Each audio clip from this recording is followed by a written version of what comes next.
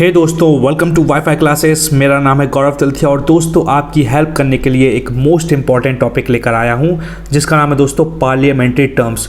दोस्तों ये पॉलिटी की दुनिया का सबसे ज़्यादा इंपॉर्टेंट टॉपिक है। यहाँ से हर बार क्वेश्चन बनते हैं क्योंकि ये इंपॉर्टेंट अमेंडमेंट एक्ट है कि भैया 36 अमेंडमेंट एक्ट में क्या हुआ था, स्टेट क्वेश्चन क्या होते हैं, 73 अमेंडमेंट एक्ट 1992 में क्या हुआ था, पंचायती राज कब आया था, म्यूनसिपल कॉर्पोरेशन कब आया था।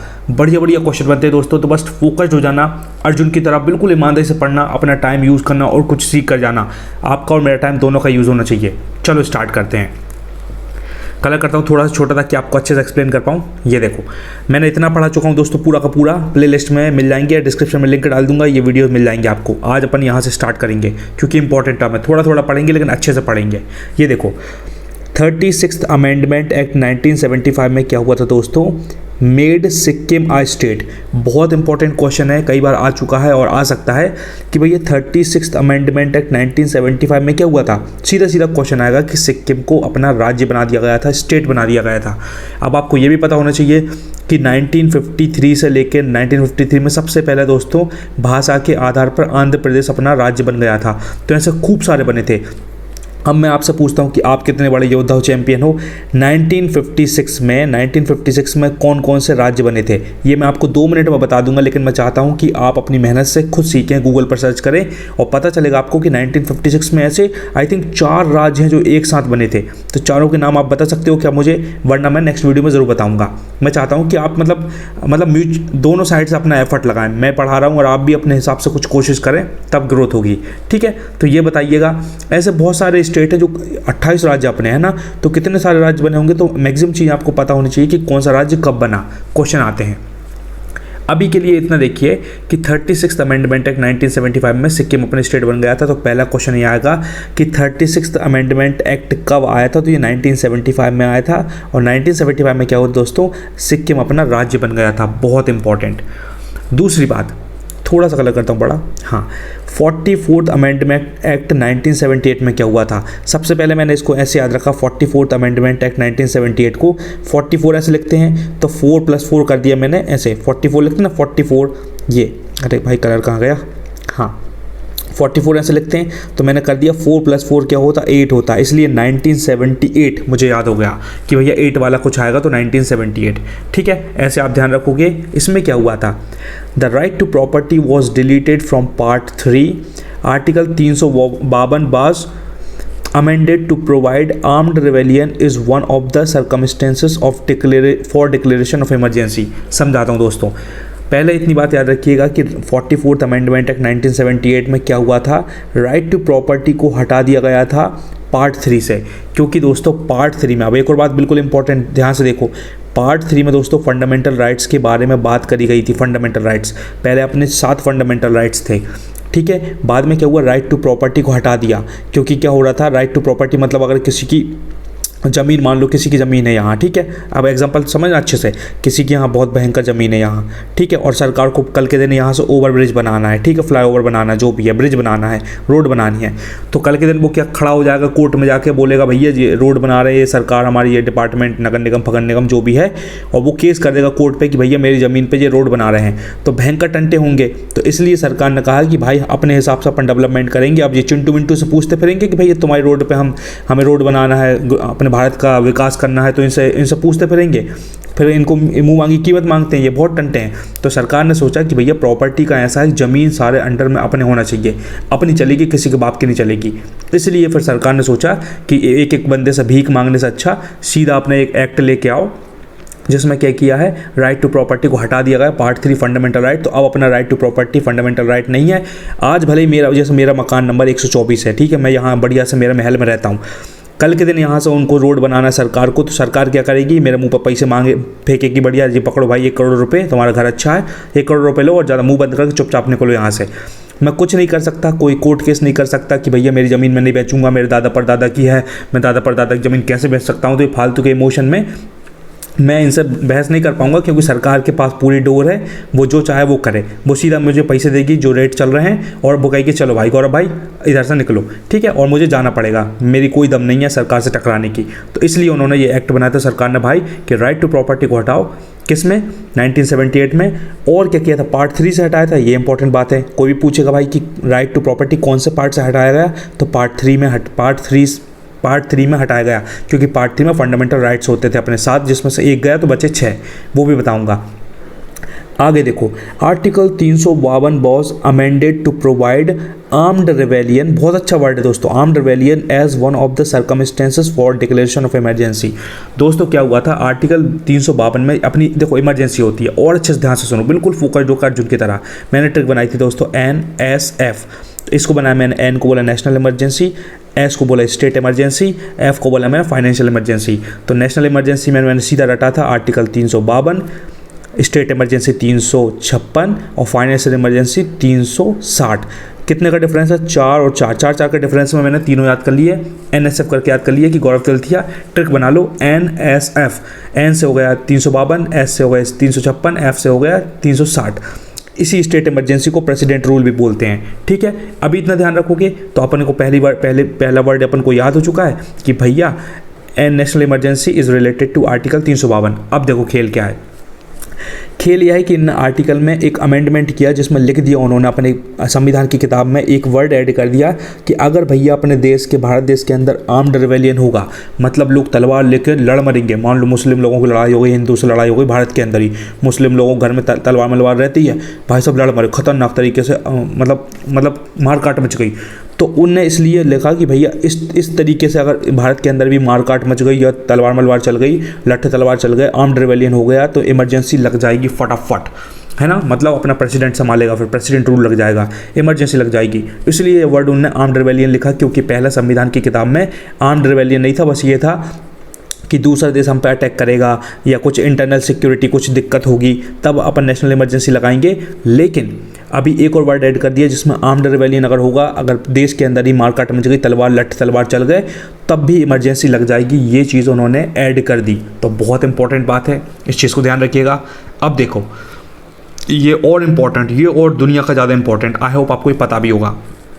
73rd अमेंडमेंट एक्ट 1992, मैंने इसको ऐसे याद रखा था हिंदी में, 73वां संविधान संशोधन है 1992 में, 73वां संविधान संशोधन 1992 आपने बिल्कुल पढ़ा होगा। इस वर्ड को, इस डेट को याद रखिएगा। अब देखो खेल क्या है, the institution of Panchayati Raj receive constitutional guarantee, क्या लिखा है, constitutional guarantee, status and legitimacy, इतना पढ़ते हैं अभी लेजिटिमेसी तक। सीधा सीधा यह है कि भैया 73वां संविधान 73rd अमेंडमेंट एक्ट 1992 में क्या हुआ था, पंचायती राज आ गया था। बस इतना याद रखो, पंचायत बन गई थी कुल मिला के, पंचायती राज आ गया था, पंचायती राज का गठन हो गया था, पंचायती राज स्टार्ट हो गया था। क्योंकि अपने गांव में दोस्तों छोटे छोटे गांव होते हैं, वहाँ पंचायत होना बहुत ज़रूरी है। अब छोटे छोटे गांव में चोरी डकैती होगी, लड़ मरेंगे छोटे छोटे, तो वो क्या करेंगे, हर वक्त कोर्ट के पास थोड़ी भागेंगे, हाई कोर्ट के पास चलो भैया, वो पंचायत में पहले निपटाते हैं कि भाई पंचायत में क्या हुआ है, इसके घर में चोरी हो गई, इसके घर में हो गया, छोटे मोटे रेजोल्यूशन कि भैया हमारे घर में रोड नहीं बनी, हमारे घर के सामने नाली या पानी बह रहा है, तो वो पंचायत में अपनी कंप्लेंट करेंगे। इसलिए पंचायती राज इंस्टीट्यूशन आ गया, बहुत इंपॉर्टेंट है भाई, इस चीज़ को ध्यान रखिएगा। आगे देखो, आगे बस थोड़ा ध्यान रखना कि ये क्या है दोस्तों, अपना 11th शेड्यूल। देखो 11th schedule was added to deal with it.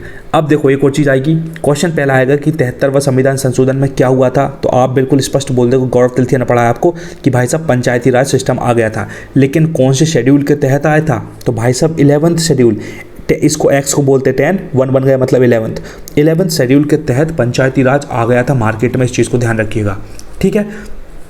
आगे क्या है देखो, कंटेनिंग आर्टिकल्स 243 ए से लेकर 243 ओ तक, बस इतना ध्यान रखो कि पंचायती राज में कहानी चल रही है, आर्टिकल 243 से लेकर 243 ओ तक चल रही है, ओ तक, ओ है ना, क्योंकि पी का भी हिसाब है ना, MNOP, पी का अलग हिसाब है, ओ तक याद रखो, इतना याद रहेगा। बस आगे बढ़ते हैं अपन।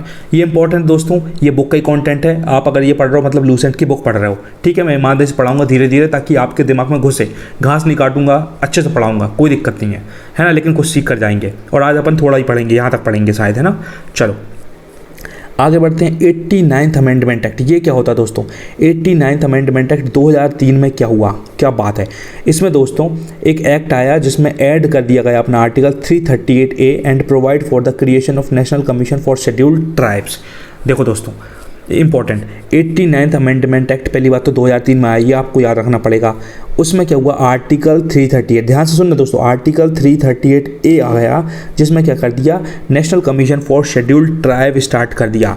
अब एक और बात ध्यान सुनो, सीधा बिल्कुल स्पष्ट बता रहा हूँ, आर्टिकल 338 क्या होता है दोस्तों, ये होता है national commission for scheduled caste, national commission for scheduled caste SC के लिए होता है 338, और अगर A लगा दिया मैंने तो ये हो गया ST के लिए। और यही क्वेश्चन दोस्तों अभी MPPSC में 2022 में क्वेश्चन आया था कि भाई साहब आर्टिकल 338 किस चीज़ से रिलेटेड है, साफ साफ लिखा था, 4 ऑप्शन थे, national commission for scheduled caste, national commission for scheduled tribe, national commission for Lok Sabha Rajya Sabha, फालतू की बातें लिख दी। इसका आंसर A था, नेशनल कमीशन फॉर SC के लिए था आर्टिकल 338। अगली बार क्वेश्चन ऐसा आ सकता है कि आर्टिकल 338A में भाई साहब किस चीज़ के बारे में बात करी गई है, तो आर्टिकल 338 दोस्तों अपना national commission for scheduled tribe ST के लिए होता है। 38 SC और 338A अगर लगा दिया तो ST, रट लो दोस्तों। आपकी हेल्प करना, मैं गौरव तिलथी आपकी हेल्प करूंगा और आपको कुछ सिखाऊंगा, आपको वैल्यू दूंगा। चलो यही मेरा इंटेंशन है। आगे बढ़ते हैं। एक बहुत इंपॉर्टेंट दोस्तों, ये क्वेश्चन 2 क्वेश्चन आए थे सीधे सीधे, ये वाला क्वेश्चन तो मेरा सही हो गया था 38 वाला, आर्टिकल 338 शेड्यूल्ड कास्ट का, लेकिन ये क्वेश्चन मेरा गलत हुआ था। चाहो तो मैं आपको नेक्स्ट वीडियो में ये वाला क्वेश्चन बता दूंगा बिल्कुल स्क्रीनशॉट के साथ। देखो ऐसा क्वेश्चन आया था 91st अमेंडमेंट एक्ट 2003 में क्या हुआ था। देखो दोस्तों ये भी 2003 में हुआ था। 89th अमेंडमेंट एक्ट तो आपको पता होना चाहिए, हाँ भाई 89th अमेंडमेंट एक्ट कुछ हुआ था जिसमें अपना नेशनल कमीशन के बारे में बात करी थी, SC ST के बारे में। तो A वाला अगर है तो ST, और अगर अकेला 338 है तो SC, ठीक है। अब देखो एक और क्वेश्चन आया था 91st अमेंडमेंट एक्ट 2003 में क्या हुआ। अब देखो अमेंडमेंट एक्ट 91st है, ये भी 2003 में हुआ। इसमें दोस्तों amended the anti defection law and also made provision that the number of minister in the centre and state government can not be more than 15% of the strength of the Lok Sabha and the respective Vidhan Sabha. अब देखो भाई खेल बहुत खतरनाक question है। मैंने क्या किया था, मेरा गलत क्यों हुआ था, पहली बात मैंने रट लिया इसको 91st अमेंडमेंट एक्ट 2003 में एंटी डिफेक्शन लॉ से कुछ रिलेटेड आया था, इतना मैंने रट लिया था कि एंटी डिफेक्शन लॉ से रिलेटेड कुछ था भाई, ठीक है। लेकिन मैंने आगे की बात पढ़ ही नहीं पाया, मैं हीरो बन गया फालतू का। मैंने कहा अरे इसको क्या पढ़ना, ठीक है वो तो अपन इतने से इससे टिक लगा देंगे, लेकिन अगर मैं पूरा पढ़ लेता तो मेरा क्वेश्चन हो जाता सही। ये बात बिल्कुल मुझे ध्यान नहीं आई कि 15% का कुछ हिसाब चल रहा है, इसलिए आपको पूरा सेंटेंस पढ़ो और समझने की कोशिश करो। तो इसमें साफ साफ ये बोला है 91st अमेंडमेंट एक्ट 2003 के तहत कि भाई साहब सेंटर में अपने सेंटर में, केंद्र में और स्टेट में जो अपनी गवर्नमेंट है, इसमें अगर मान लो एग्जांपल अपने सेंटर में अपनी लोकसभा है, लोकसभा में कितने मेंबर होते हैं दोस्तों अपने, कितने होते हैं, देखो 252 लोग होते हैं, ठीक है, जिसमें से 230 अपने पूरे स्टेट से आते हैं और इधर उधर के वो अलग बाकी लोग भी 20 इधर उधर से आते हैं। कहाँ से बोलते हैं, क्या बोलेंगे उसको, हाँ मतलब 230 यहाँ से आते हैं और 20 जो आते हैं अपने वो दिल्ली पुडुचेरी इधर उधर से आते हैं, और 2 एंग्लो इंडियन होते तो हो जाते दोस्तों अपने पूरे 252, ठीक है। तो इसमें यही बोला है कि अपने 252 लोग अपने लोकसभा में जो होते हैं उसके 15%, तो 252 का 15% कितना निकलेगा, ऐसे निकालते हैं, 252 लिखा उसका और इंटू 15% है ना, तो 15% मतलब 15% को मैं 115% सीधा निकाल ले रहा हूँ, क्योंकि मुझे 15% निकाल जोड़ना पड़ेगा। अब इसको मैं काट दूंगा, जैसे भी काट दूंगा 5 से काट दूंगा कि 5 2 10, ये गया 5 3 15, और ये 5 2 10 ये, और ये कटेगा फिर 5 से कटेगा 5 चौको 20, और ये ऐसे काट पीट के जो भी आंसर आएगा उसका, मान लो कुछ भी एग्जाम्पल मैं बता रहा हूँ, उसकी वैल्यू आई 56 एग्जाम्पल 56 वैल्यू आई, तो कम से कम लोकसभा में 56 लोग होने चाहिए, 56 लोगों से ज़्यादा नहीं होने चाहिए मिनिस्टर्स, मतलब जिन को डिपार्टमेंट मिलेंगे। एक बार फिर से, लोकसभा में 552 लोग होते हैं, तो 552 का जो भी अपना 15% निकलेगा उतने मेंबर्स से ज़्यादा नहीं होने चाहिए। देखो can not be more than 15% of the strength of the Lok Sabha and the respective Vidhan Sabha. ऐसे ही लेजिस्लेटिव असेंबली विधानसभा बोलते हैं, जिसमें मान लो मध्य प्रदेश में 230 लोग होते हैं अपने लेजिस्लेटिव असेंबली में। मैं मध्य प्रदेश से बिलोंग करता हूँ, तो 230 का जो 15% निकलेगा, 115% निकाल लिया, जो भी वैल्यू आएगी उससे ज़्यादा मिनिस्टर नहीं हो सकते। समझ में आया, इस चीज़ को रट लो, बिल्कुल समझ लो, बहुत इंपॉर्टेंट क्वेश्चन है ना। मेरा गलत हुआ था, आपका नहीं होना चाहिए। आगे बढ़ते हैं, बस लास्ट पढ़ेंगे, कल बाकी का इतना पढ़ेंगे, अभी बस एक लास्ट और पढ़ लेंगे। ये 93rd अमेंडमेंट एक्ट 2005 में क्या हुआ, अभी तक अपने 2003 की कहानी चल रही थी, बस आप थोड़ा दिमाग खुला रखिए, जैसे 93rd अमेंडमेंट एक्ट 2005 में क्या हुआ था। अब देखो दोस्तों, इसमें क्या होता है, to reserve seat for socially and educationally backward classes besides the scheduled caste and the scheduled tribe in private unaided institution other than those run by minorities. तो 93rd अमेंडमेंट एक्ट में क्या हुआ था दोस्तों, 2005 में अपने जो SC ST के लोग होते हैं, जो सोशली बैकवर्ड है, एजुकेशनली बहुत ज़्यादा बिलो पॉवर्टी लाइन के नीचे जी रहे हैं, मतलब शेड्यूल्ड कास्ट के और शेड्यूल्ड ट्राइब के बहुत ज़्यादा कमज़ोर लोग हैं, जिनके पास पैसे की बहुत कमी है, उन लोगों के लिए हर स्कूल में सीट को रिजर्व किया जाएगा, है ना, प्राइवेट स्कूल में कराया जाएगा, उनको छोड़ के। किनको, जो खुद माइनॉरिटी चला रहे हैं। मान लो कोई बेचारा ट्राइबल स्कूल है, कोई छोटा सा अपना स्कूल बना रहे हैं, जैसे सिख लोग अपने स्कूल चला रहे हैं, सिख लोगों की कम्युनिटी में कम लोग हैं तो वो अपने स्कूल चला रहे हैं, तो शायद वहाँ रिजर्वेशन ना मिले अपन को, क्योंकि वो ऑलरेडी उनके खुद ही बंदे कम है, वो अपने बच्चों को पढ़ा ले, वही बड़ी बात है। इसलिए बस शॉर्ट में ये समझो कि 93rd अमेंडमेंट एक्ट 2005 के तहत SC ST के जो बहुत ही बैकवर्ड क्लासेस के लोग हैं उनको स्कूल में मतलब दाखिला मिल जाएगा, सीधी बात। तो कोई किसी के साथ भेदभाव नहीं करेगा कि वो नहीं बोलेगा तुम SC के हो, तुम ST को हो तो तुम्हारे बच्चे को हम एडमिशन नहीं देंगे। बच्चा छोटा सा बढ़िया चला जाएगा, 4-5 साल की उम्र में बढ़िया स्कूल चला जाएगा, ABCD बढ़िया पढ़ेगा, तो उसको प्राइवेट स्कूल कहीं का भी हो, दुनिया का, बम्बई का हो चाहे कलकत्ता का हो, उसको एडमिशन मिल जाएगा। शॉर्ट में इतनी बात है। बस दोस्तों इतना ही पढ़ाना था, मैं रिवाइज नहीं करवाऊंगा, आप खुद समझदार हैं, आपका टाइम वेस्ट नहीं होना चाहिए, खुद 2 की स्पीड में एक बार फिर देखना और कुछ सीखना। जैसे मैंने इतनी शिद्दत से यहाँ पढ़ाया, सारी की सारी टर्म्स ये पढ़ा चुका हूँ, starred question, unstarred, zero hour, adjournment motion, calling attention motion, सब पढ़ा दिया है। डिस्क्रिप्शन में लिंक मिलेगी, ज़रूर देखिएगा और इम्प्रूव करिएगा। तो बस दोस्तों बाकी का अपन कल पढ़ेंगे, ये भी बहुत इंपॉर्टेंट आर्टिकल है, पूरे देखो GST MUST से है, national commission for backward classes और इकोनॉमिक वीकर सेक्शन, सब कुछ है, सब पढ़ाऊंगा। तो thank you so much guys, until we meet again, Gaurav Talatiya signing off, love you all, bye. खूब मेहनत करो हर दिन, बिल्कुल रोनाल्डो की तरह, विराट कोहली की तरह, ऐसी फीलिंग आती yes I have also given 120% like Virat Kohli, और मैं भी करोड़ों में खेलूंगा, मैं भी अपने दुनिया में नाम बनाऊंगा, बस ऐसी फीलिंग आती है, मैं ऐसे ही करता हूँ। Thank you so much guys.